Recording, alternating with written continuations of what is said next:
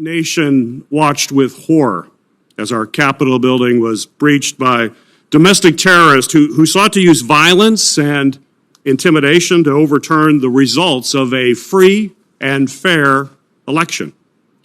This was a shocking assault on our democracy, and it marked one of our nation's darkest days.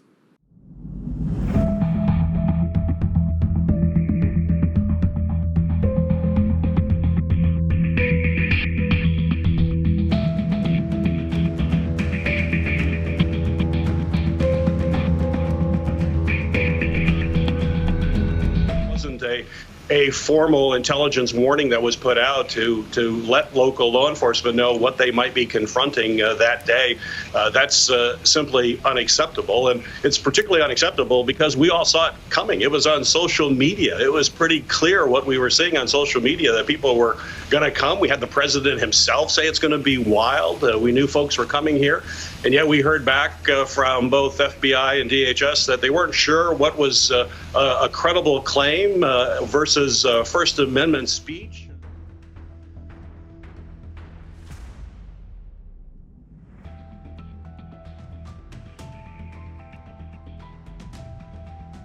In fact, what was really striking to me, among many things, was that when we asked the Capitol Police leadership, could you tell us where your officers were deployed on that day at the beginning as the rally was coming to the Capitol? They couldn't tell us where their officers were deployed. At least they couldn't provide any information. That tells me there's definitely wasn't a plan put in place to do that. But if you look at the longer systemic issues, too, is the lack of training. Most of the officers that were out there, they have had civil disturbance training, but it was probably back when they just first became officers in their academy. They hadn't had any kind of refreshers of how to deal with a violent mob coming at them. They certainly weren't equipped. You see from those images that most of those folks, they didn't have riot gear on. They didn't. Those are only select units that have it, and not all of them had that gear. So they're out there basically in their uniforms without training, current training, with people with fire extinguishers and beating them with flag posts. It was a horrible situation for them to be in, and we've got to correct that. We've got to make sure they have all of the equipment that they need in the future. We have to make sure that they have the training, and we have to make sure there are comprehensive plans and that they actually exercise those plans and can be able to pull them off quickly.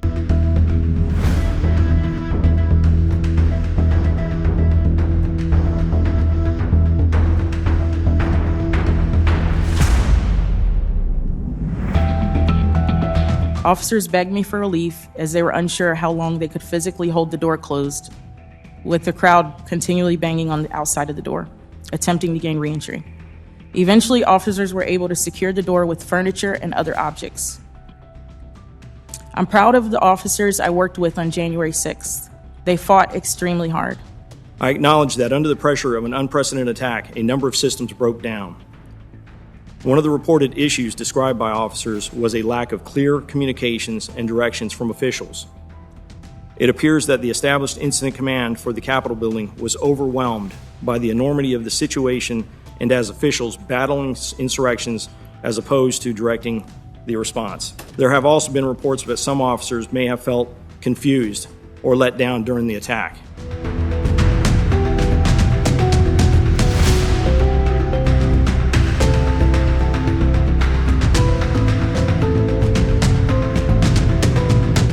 The approval for Chief Son's request would eventually come from the Acting Secretary of Defense and be relayed to me by Army senior leaders at 5:08 p.m., about 3 hours and 19 minutes later. I had already had guardsmen on buses at the Armory ready to move to the Capitol. Consequently, at 5:20 p.m., less than 20 minutes, the District of Columbia National Guard arrived at the Capitol and were being sworn in by the United States Capitol Police. We helped to establish the security perimeter at the east side of the Capitol to facilitate the resumption of the joint session of Congress.